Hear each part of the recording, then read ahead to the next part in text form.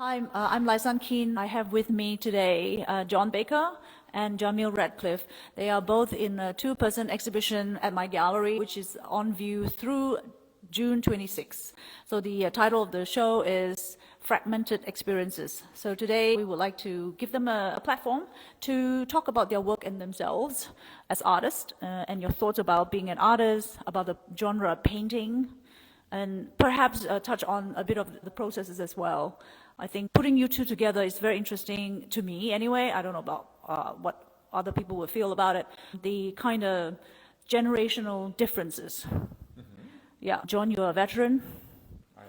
Yes, you're still very young, obviously, but you probably have a few more years more than Jameel in terms of your career in the arts. So I think that's interesting to explore your observation of what trends or practice that you see evolving, right? Even in Boston or widely in the world, maybe, or in America. So it would be nice to hear some of that input from you. And of course, Jameel, being a very young emerging artist, I believe you would have some thoughts about that too. So that would be interesting to hear from you about that. So just want to give a short introduction. So John Baker, you have been in the field for quite a while. You graduated from Clark University with an English degree, and then you went to Brown and pursued and finished your master's as well as a PhD in art history? Yes. Yes. If I'm wrong, please correct me. And you have retired from teaching at MassArt. You taught there for 30-something years, Yes. right? So now you pursue your art full-time. Okay, and you have a studio, you work and live outside of Boston. Yes. Okay, now Jameel is emerging artist, a painter, abstract and figurative. You graduated from Montserrat College of Art, and you have been involved with Artists for Humanity, a nonprofit organization mentoring teenagers in underrepresented communities. So, please also talk about that if you can. Okay. John. Okay. Well, a few weeks ago, when I asked LaiSun how I should aim my talk, she said, "Well, of course, you should speak from the heart," and I was somewhat taken aback by the directness with which she said that. And then I thought, and I wrote this down, but I'm not going to read it formally, and then I thought of a very famous poem by William Butler Yeats called The Circus Animal's Desertion. And in the poem, Yeats talks about how he's an old man searching for a theme, and then being an old man, he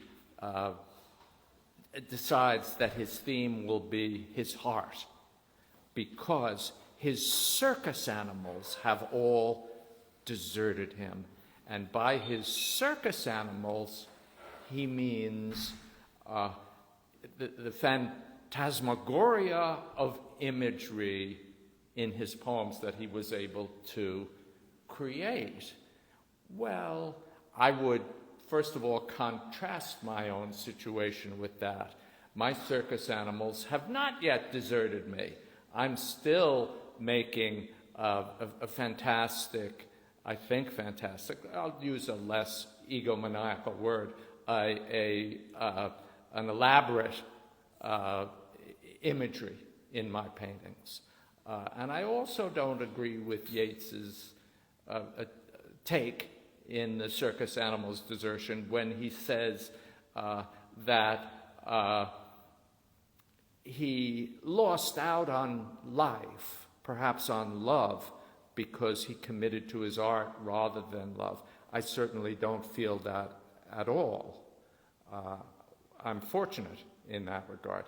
But I do feel similarly to Yeats as a poet, because I began in my adolescence as a poet, and I believe that my paintings are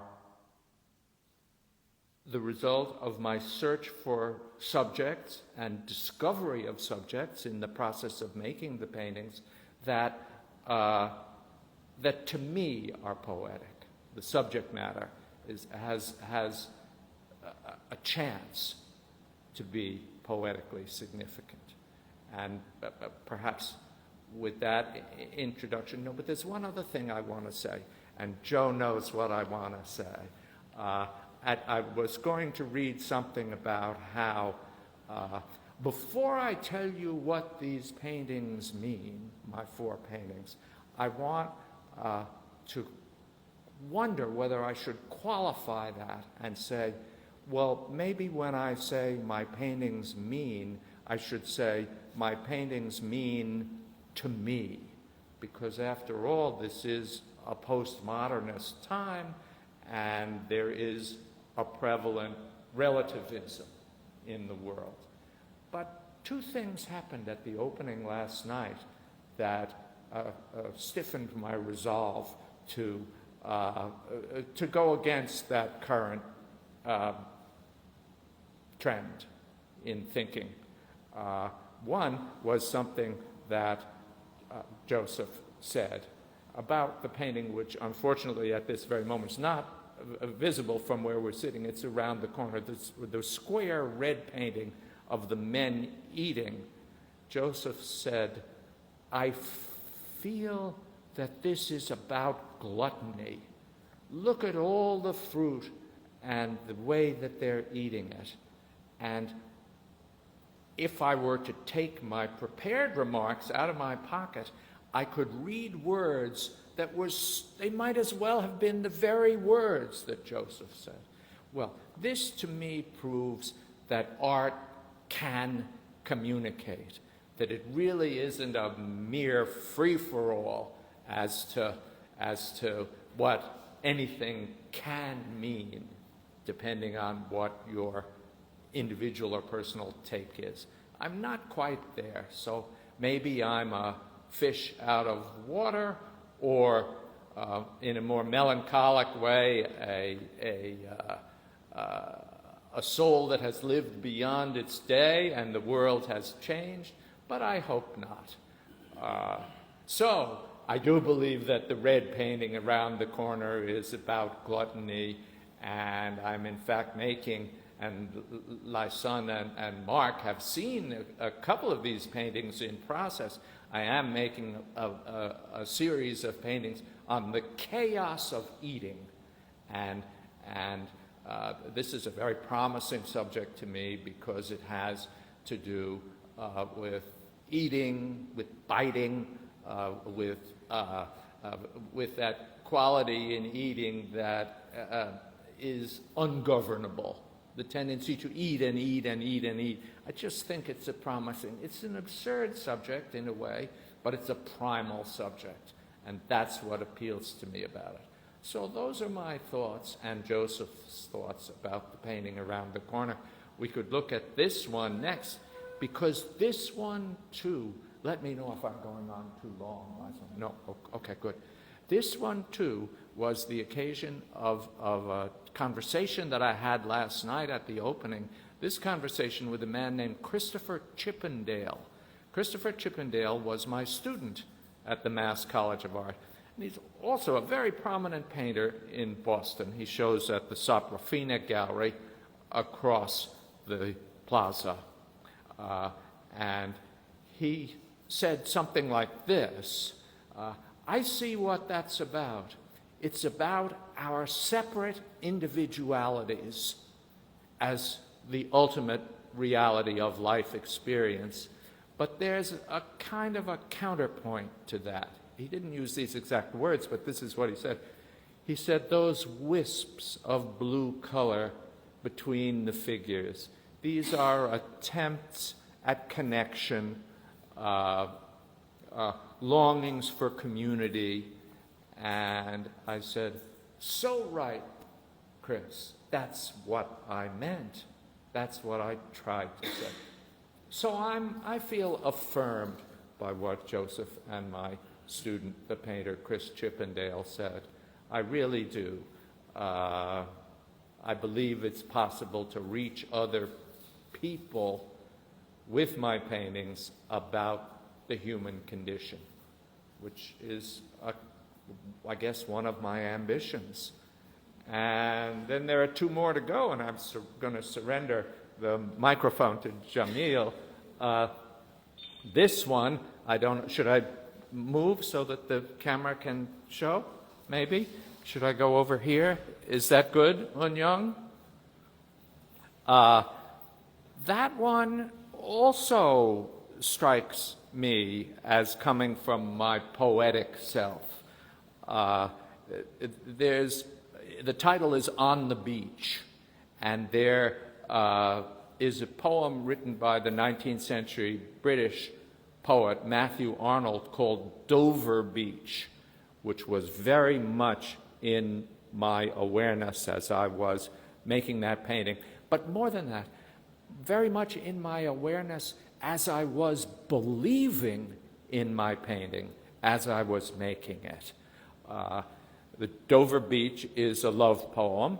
It's about lovers in a dark and threatening, war-torn, loveless world. And I think that painting is about that, just as Dover Beach is about that. And again, is it just to me that feels that way, or is it reachable by you guys? And this one is Pygmalion and Galatea, the classical myth. I guess I could sit back down. Thank you, Jameel. The classical myth is from Ovid. The sculptor Pygmalion is making a sculpture of a beautiful woman. In fact, the most perfect ideal woman that he could imagine, and then she comes to life. Well, has to me, what kept me believing in the significance of that as an image was how, I guess you would say, how people impose their fantasy ideals on other people. Oh, if you're going to be my lover, you have to be just as I want you to be. And if you're not that way, I'm going to mold you to be. And if I can't mold you to be, there'll be terrible strife. Well, that's an all too prevalent occurrence or tendency or dynamic in relationships. So I thought that would make a good painting. And the ridiculous studio animals in the foreground contribute to the ridiculousness of the subject matter.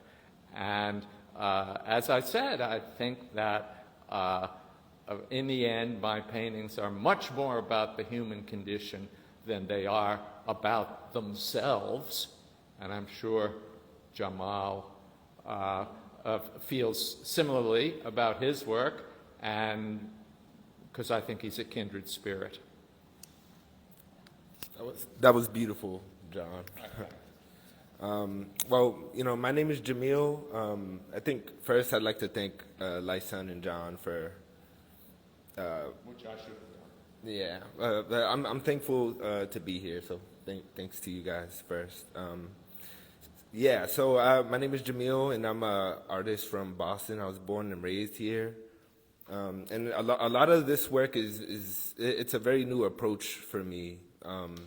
I think when people think of my work, they probably think of a lot of my abstract paintings. And with this work, this work is an attempt to kind of bridge the gap a little bit between my abstract work and my figurative work. All of these pieces are people who are very close to me and people who inspire me. And they're really a testament to my appreciation for the relationships that I've made in my life. I'm sorry. They're a reflection of the people that I love, but they're also a reflection of myself to some extent. I I think that being able to see yourself in a place where maybe you would never expect, like an art gallery, is a beautiful thing. And I really wanted the people who I depicted to come and see themselves in this space. So I think if we talk about this first piece, the piece with the checkerboard and the two young ladies, they are two mentees of mine from Artists for Humanity, which I am a mentor in the painting department, and they're great young artists, and they really inspire me a lot. I think being able to mentor young kids from the city as I was is such an honor. And I think it's really funny how with a lot of the work, their personalities come through the things that they wear, the way that they style their hair, the things that they have around them. I think that's so beautiful. All the work they're all oil paintings, and in my attempt to bring in a lot of my abstract elements, I work with collage and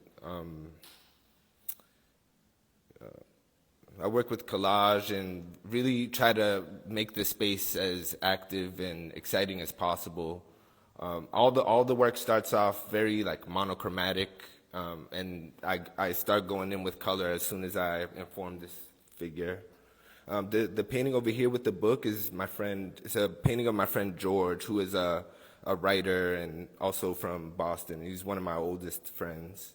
And I wanted to depict him, I think, in a way that makes me very proud, and in a way that he would love to be depicted and remembered through time. And I think that piece is one of the most close to me because of our relationship. But it's also that kind of search for knowledge that we're going through in our lives, which is something that I think was important to me to depict. And I kind of see myself in all of the works. They all feel almost like self-portraits to me in a way, because of the reflections that I have to make about myself when I'm doing the work. I spend a lot of time by myself looking at these things, and it's almost meditative to depict, the people that are so close to me.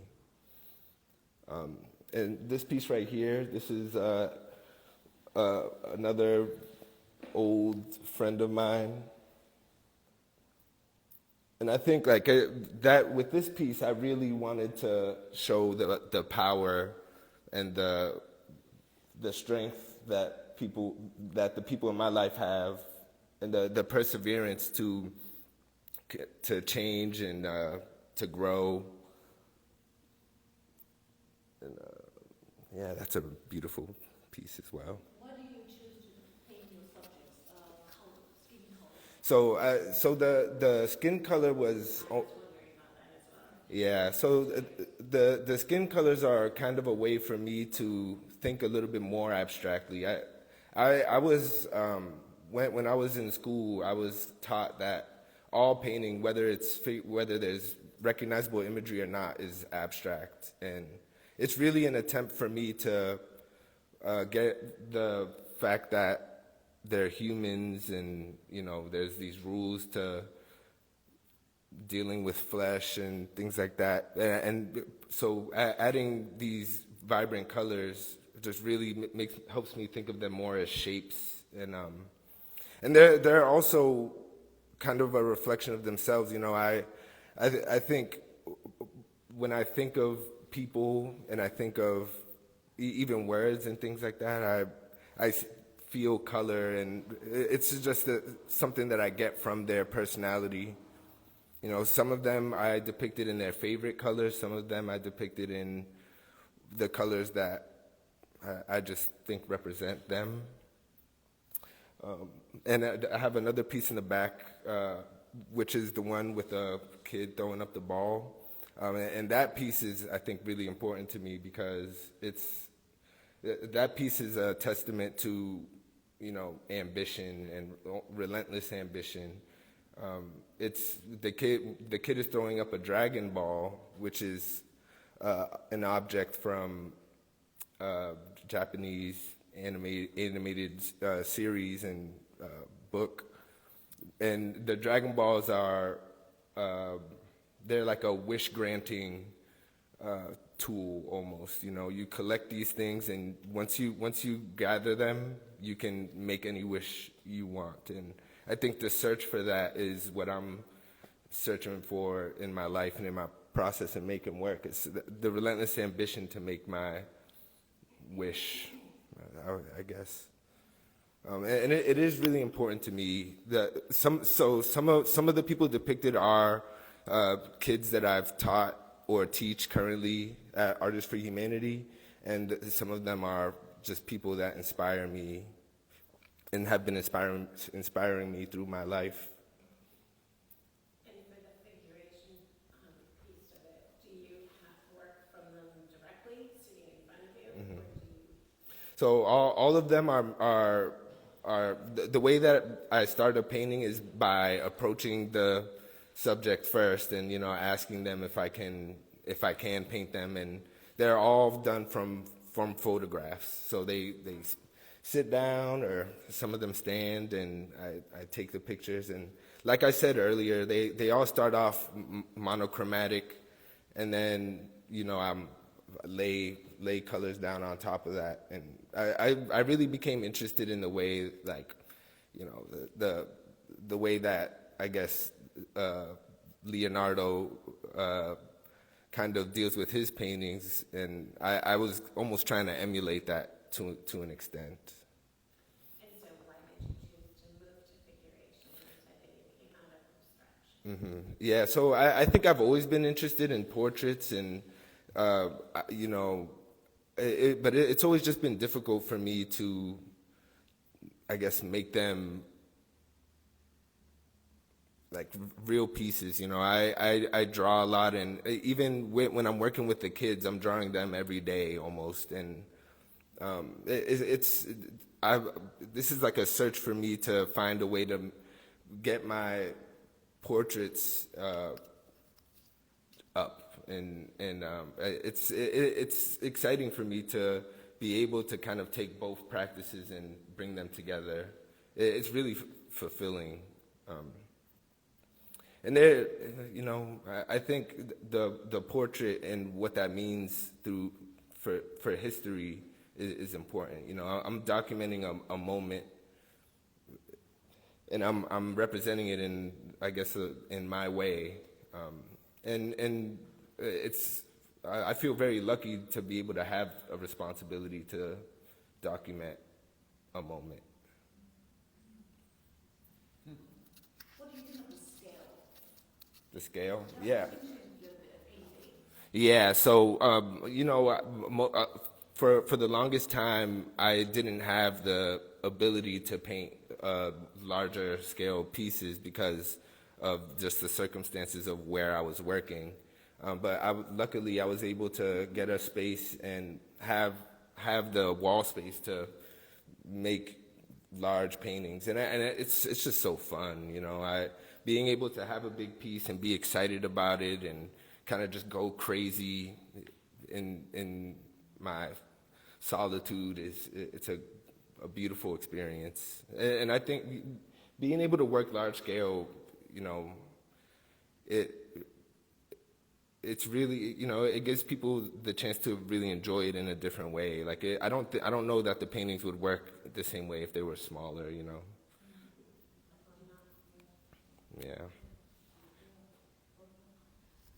Do you want to talk a bit about how important it is to represent your community and also your work with Artists for Humanity? Sure, yeah. I think it's super important to represent my community, and, all the people in my paintings are from different places. Some of them are from the Dominican Republic, some Puerto Rico, some are just from Boston, you know. But it really means a lot to me that I think, like I said earlier, that people can come and see themselves in this space, because I know that for me, before I was exposed to this world of art, I never would have expected my face to be on a wall in a gallery where people could come and celebrate, and you know, they drink and have conversations. I would have never expected that for myself, and I know for that, a lot of them, they would have never expected that for themselves either.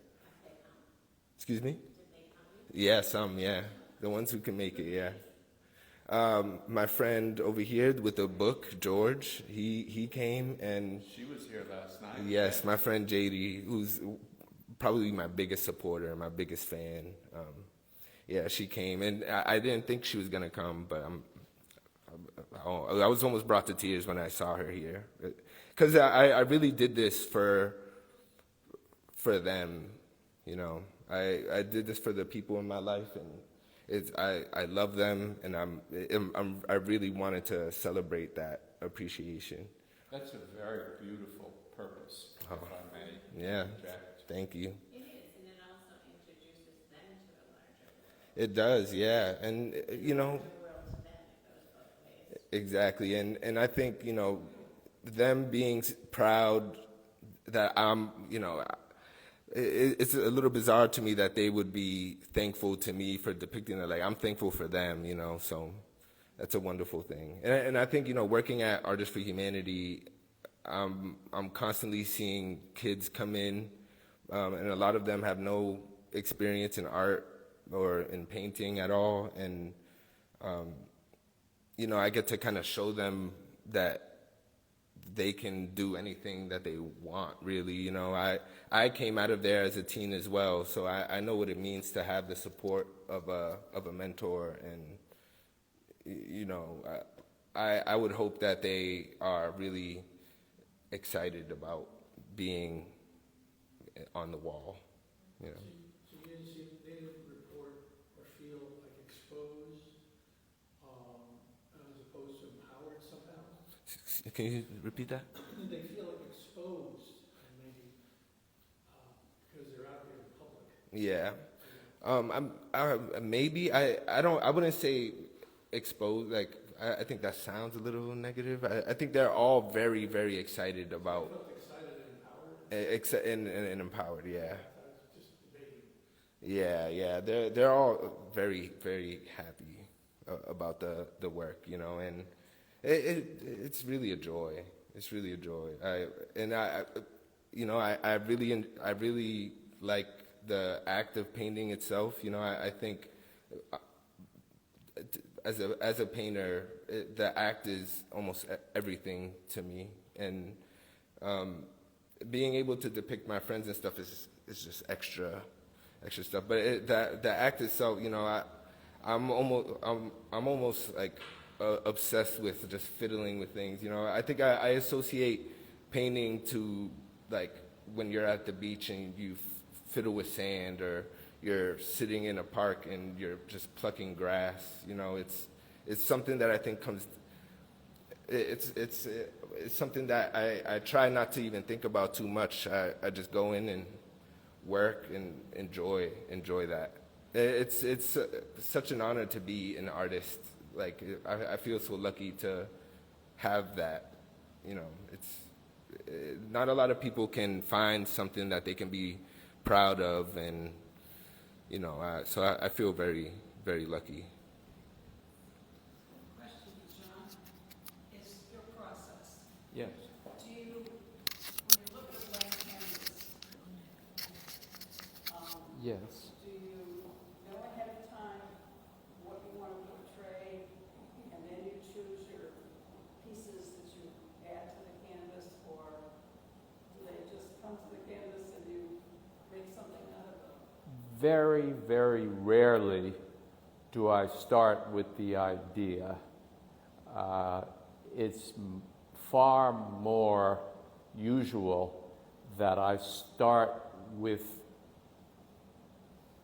I almost want to say, an accidental discovery in the process of fooling around with collage pieces. oh, look at the way that looks. And look at the way that means something. That means something that's worthy of development. So that's how it starts in almost every case. It just looks like it could be overwhelming if you have pieces and how you want to put them together. I guess. May I interrupt? Perhaps describe to us how your process is like. You actually find vintage paintings. Yes. They are canvases that are painted by other artists. Yes. And you cut them up Yes. and compose Yes. into your own painting. Yes. So maybe Yes. that from there, the starting point, and That is the and starting then point. And then when you began, it probably, I think I read your statement. You say that you were trying to be like a grandmaster, like a Rubin, like Paul Rubin. Well, yes. Imagine you have all these studio assistants to help you. That's In right. a way, you're kind of like getting assistance from all these unknown artists. This is exactly it.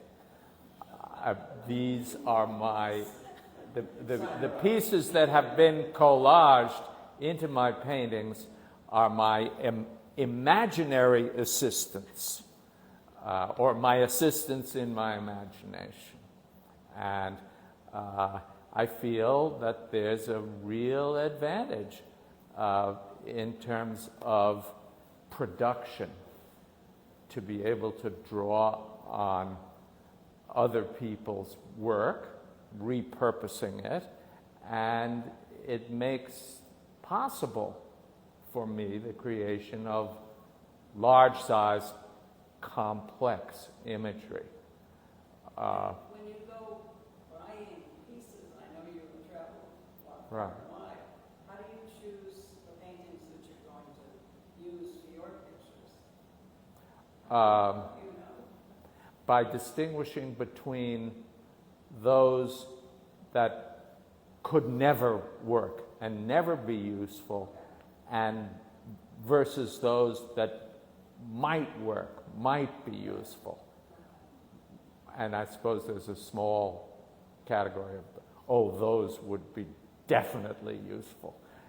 But you've been to my studio, Janice, and so you know that there's quite an accumulation of paintings. Over the years, things that I thought might work, I haven't had a chance to use, or my sensibility has drifted away from some of them, and they no longer look so interesting to me as they did when I found them. But productivity, I guess, is the word that I wanted to return to LaiSun's insight with. It is a question of productivity, but also a question of many voices, a chorus of... You're like the conductor. Yes, Yeah. I feel that. Yeah. That's right. Yeah. I do feel Yeah. that. In terms of your own work, Mhm. like how much out of the painting that you yourself Mhm. It varies. It varies. In this, which is the earliest one, not as much as you would think. In the latest ones, around the corner, and in this one, there's actually quite a bit of my hand. We would have to shut the lights off, curtain the windows, and shine an ultraviolet light on the surfaces in order to see what was my contribution. It's not possible for me to generalize. Yeah. Then too, and this is a little beside the artistic point, just in the area of craft, there's quite a bit of restoration of the paintings that I've found. A lot of the paintings that I come home to the studio with are ruined or semi-ruined, which is why they're available.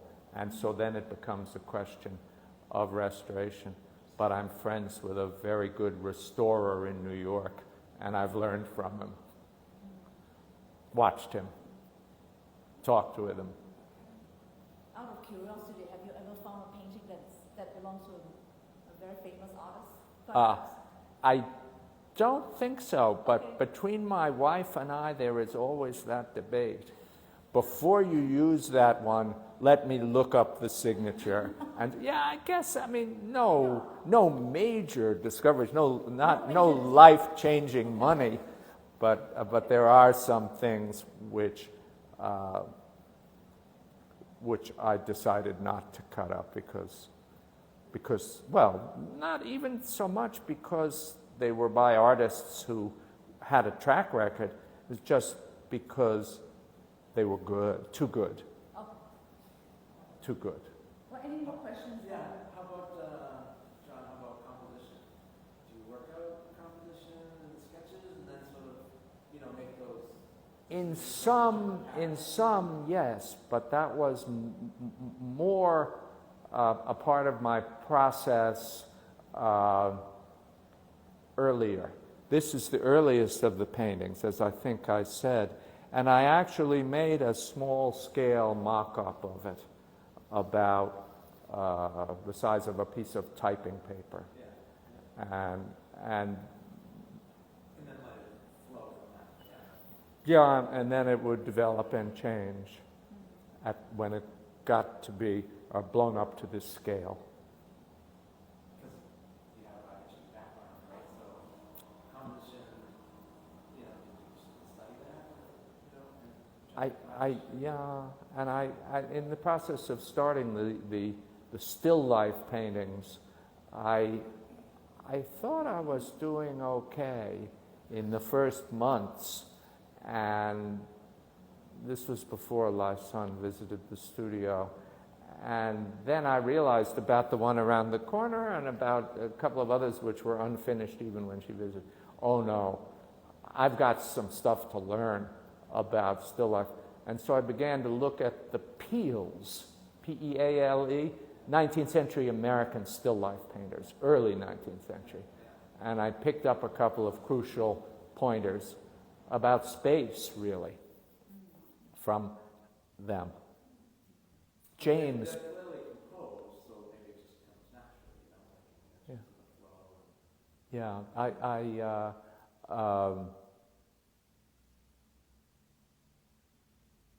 Last night I had a very interesting conversation with a young man. He was a painter, is a painter, and the conversation led in a direction that was unexpected to me. It began to be clear to both of us that I really try to control a lot in my paintings, and I'm trying to control the impact on other people, believing that I'm going to determine a positive impact. And so we wondered whether that was other-directed or for someone else as opposed to being for me. It isn't really an either-or, the conversation went on. Obviously, I'm the one who has to believe in any and all of the moves in the painting.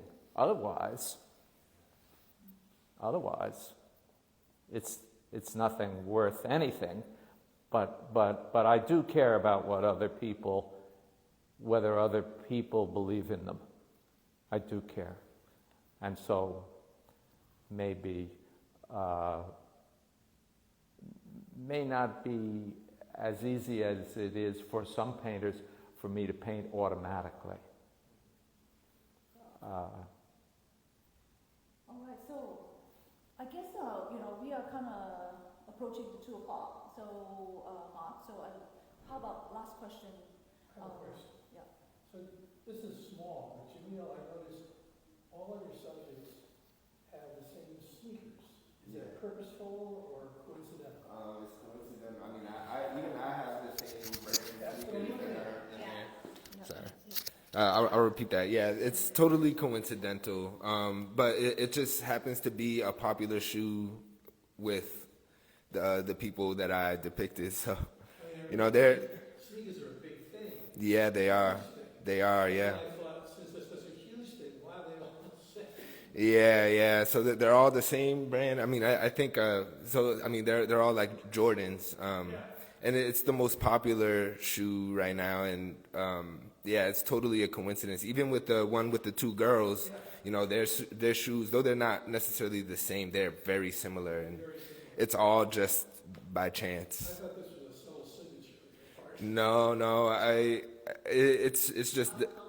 Yeah, it's just the culture, and which is something that I think is very beautiful and almost, you know, very telling. Like the way that people dress themselves and show themselves to the world, and how their communities affect their decisions in that. And it just, you know, and the way that we grow up affects all of us. It dictates who we become, and yeah, it's totally by chance.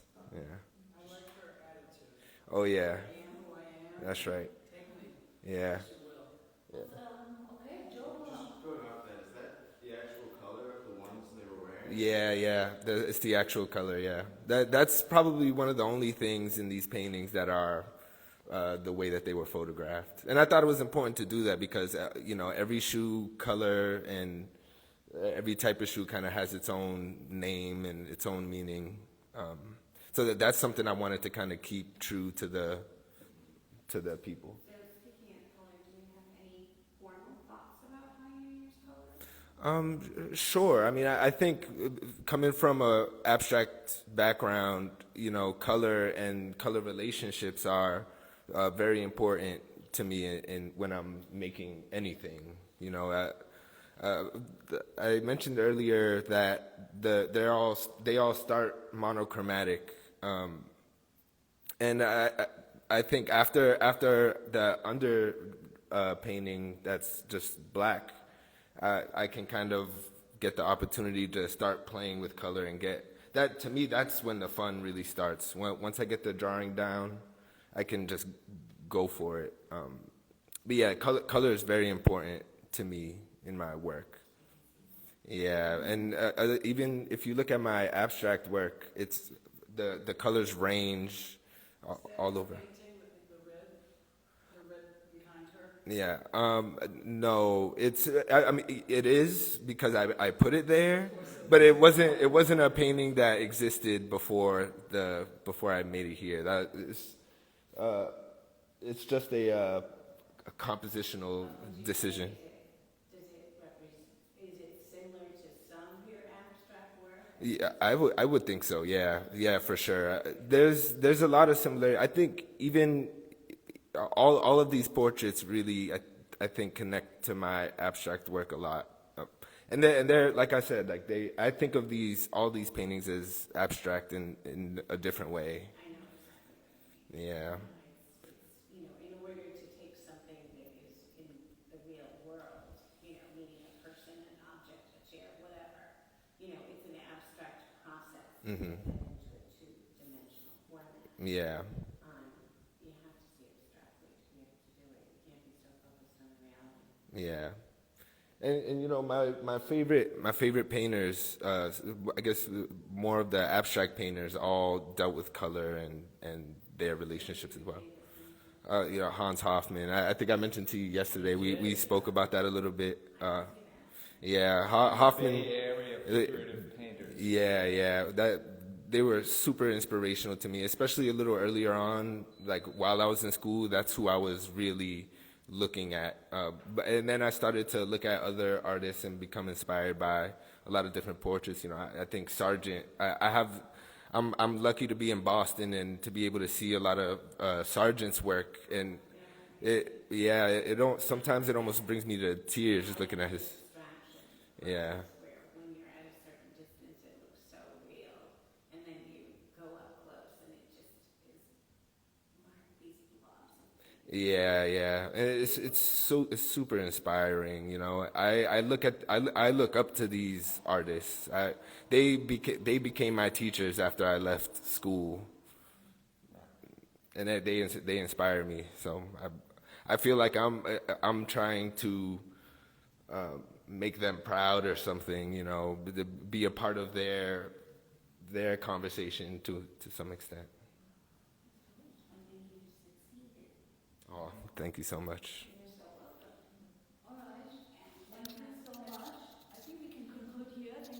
question. Both. One last. I have one last question for John, because I don't think I ever have brought this up in the past, because we've had that conversation. There's just a sort of incredible musicality about your work. Any thoughts on that? I don't think you ever have mentioned that to me. Mary Ellen is an artist, and she has visited my studio. You visited in North Attleboro more than once, I think. Yeah, twice, I think. I don't really. I only in the sense that I'm interested, and this goes to what Paul asked about, I'm interested in order. I need order in the service of clarity and, if I can use a really old-fashioned word, beauty. It comes, as for me, often as a function of or result of order. So in that sense, it's kindred, a sibling art to music.